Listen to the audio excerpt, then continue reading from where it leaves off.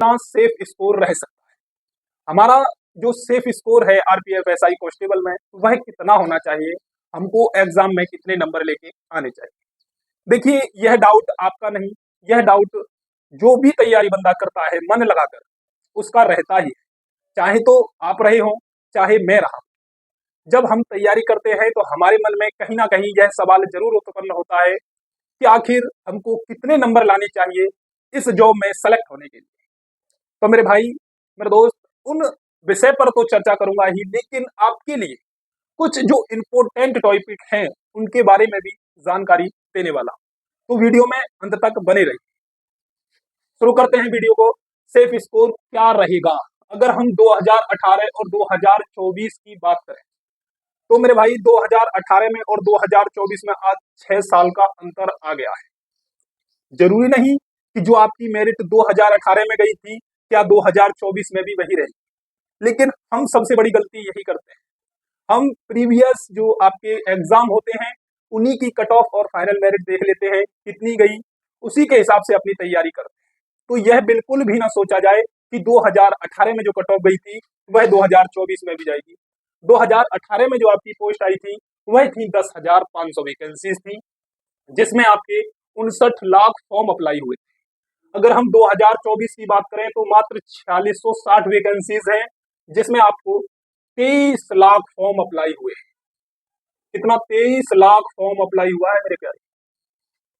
अब इसमें जो एसआई और कांस्टेबल के पद है ना, इसमें कांस्टेबल के लिए 23 लाख फॉर्म, एक सीट पर 546 स्टूडेंट हैं दावेदार। एक सीट को लेने के लिए 546 आपके पीछे लाइन में लगे हुए हैं। लेकिन अगर हम 2018 से तुलना करें तो 50% नॉर्मल है। पहले एक सीट पर 961 विद्यार्थी थे, 961, और इस बार मात्र और मात्र 546। तो आप अंतर तो देख रहे होंगे।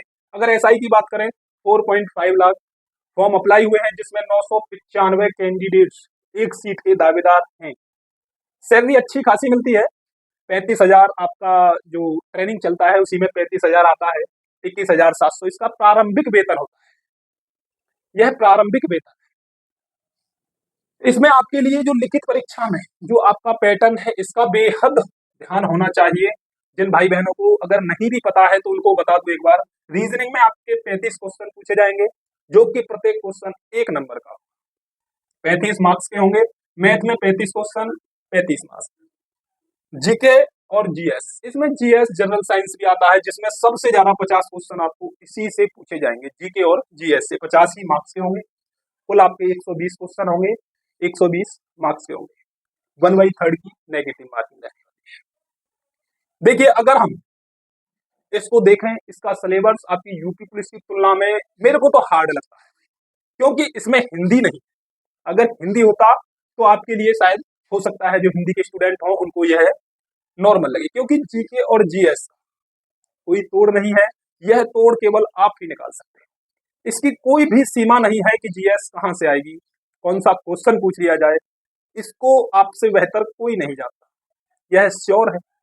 आप प्रीवियस ईयर के क्वेश्चन की देखते हुए पहचान करें कि जीएस कहां से पूछा जाता है। आपसे अच्छा कोई भी नोट्स बनाना नहीं जानता। आप जो नोट्स बनाएंगे वह सबसे अच्छे होंगे। नोट्स का अभी तक मेरे भाई बहुत से स्टूडेंट्स मतलब ही नहीं जानते।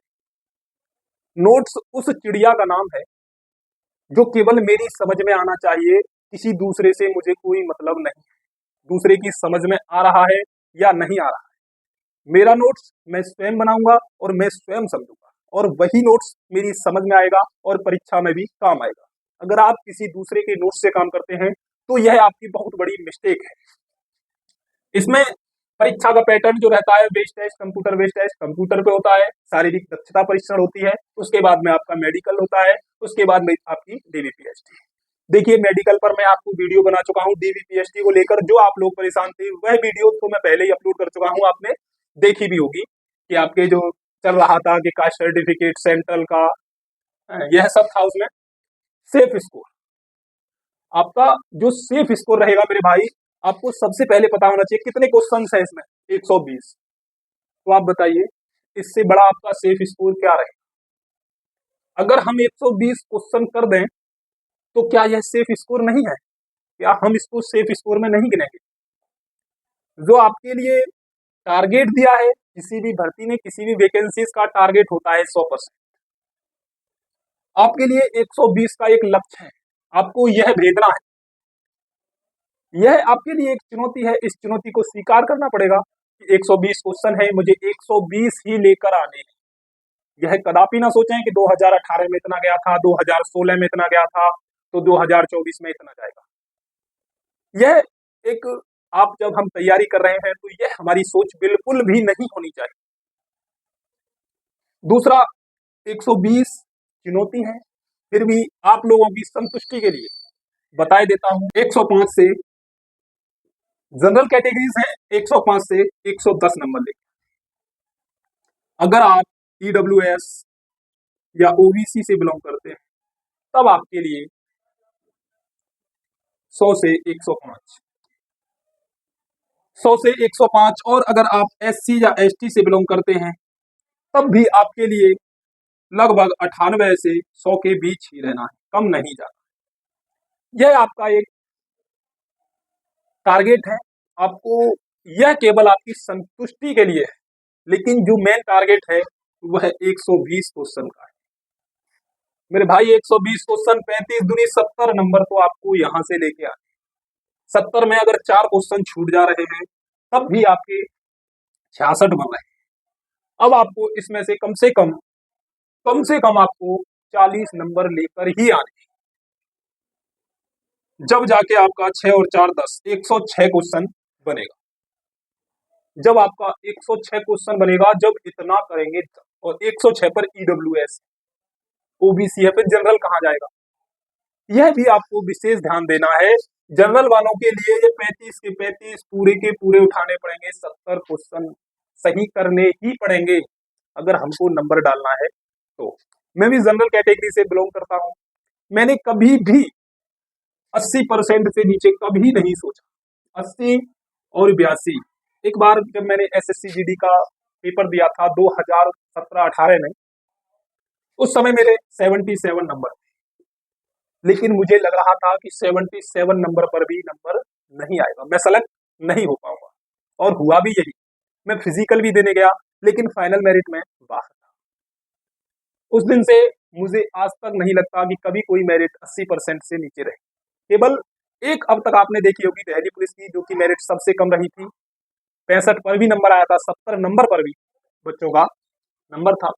और अब तो आप देख ही रहे होंगे जो रेडियो ऑपरेटर की चल रही है, उसमें मेरिट कितनी ऊपर थी, आप हिसाब लगाइए स्टूडेंट्स कितनी तैयारी कर रहे हैं। अब हम बात करते हैं 120 छूने के लिए हमको क्या करना पड़ेगा, तो उस पर भी एक नजर डाल लेते हैं। नंबर कैसे बढ़ाएं, आपका क्वेश्चन है। सबसे पहले मेरे प्यारे, आपको प्रीवियस ईयर क्वेश्चन आने चाहिए। यह जो टॉपिक है उन्हीं के लिए है जिनका फिलहाल 70% प्लस में चल रहा है। अगर 70% नहीं है तो आपके लिए मैं दूसरी वीडियो बना चुका हूं, उसको आप जाकर के देख लीजिए। प्रीवियस ईयर के आपको क्वेश्चन देखे होंगे आपने, क्या पूछा जाता है, यह बेहद जरूरी है कि पेपर में क्या क्या आता है। दूसरा, एक मॉक टेस्ट जरूर लगाएं, अपने आप को रोज तौलते रहें, नापते रहें कि हम कितने पानी में। दूसरा, अच्छे नोट्स आप स्वयं बना सकते हैं, और वो बना कैसे सकते हैं? देखिए, जब हमने मॉक टेस्ट दे रखे हैं और प्रीवियस ईयर के क्वेश्चन देख रखे हैं तो हमको पता है जब हम मैथ पढ़ रहे हैं तो एक चैप्टर में से 2 से 3 क्वेश्चन ऐसे होंगे जो कि आपने मॉक टेस्ट में भी देखे होंगे और प्रीवियस ईयर के क्वेश्चन में भी देखे होंगे, वही आपके नोट्स हैं। मात्र उन 2 क्वेश्चनों को एक कॉपी पर उतार लीजिए। चक्रवर्ती ब्याज के 2 क्वेश्चन उतार लिए, 2 साधारण के उतार लिए, 2 औसत के उतार लिए, 2 आपने आयु संबंधी उतार लिए, तब आपका एग्जाम होगा। तब आपको मात्र वह 10 पन्ने ही देखने हैं मैथ के, कौन सी ट्रिक की क्या था।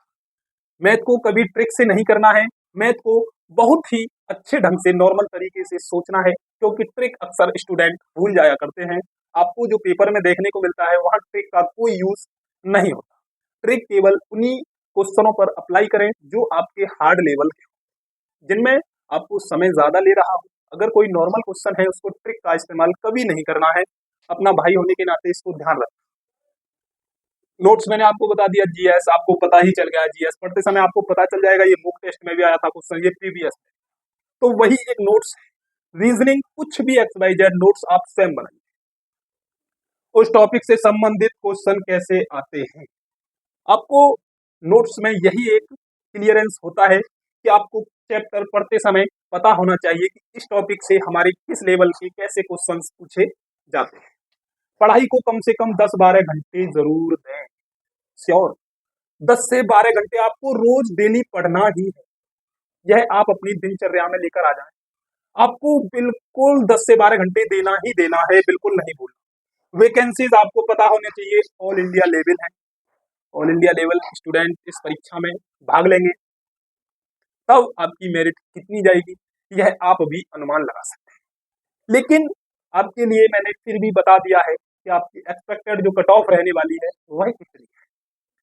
देखिए, आपका भाई होने के नाते मैं आपको यह ही बता सकता हूं, आपकी जगह आकर पढ़ तो नहीं सकता, लेकिन जब आप पूछते हो तो बता जरूर देना। अगर आपका यानी कोई भी डाउट हो ना, तो आप मेरे से बेझिझक पूछ सकते हैं। आपके लिए आपका भाई सदैव तत्पर रहता है। ओके मेरे दोस्त, अगर इससे संबंधित आपकी कोई भी क्वेरीज, कोई भी जानकारी चाहिए तो आप मेरे से कमेंट्स बॉक्स में कमेंट्स के माध्यम से पूछ सकते हैं। मिलते हैं नेक्स्ट वीडियो में, जब तक के लिए धन्यवाद। जय हिंद।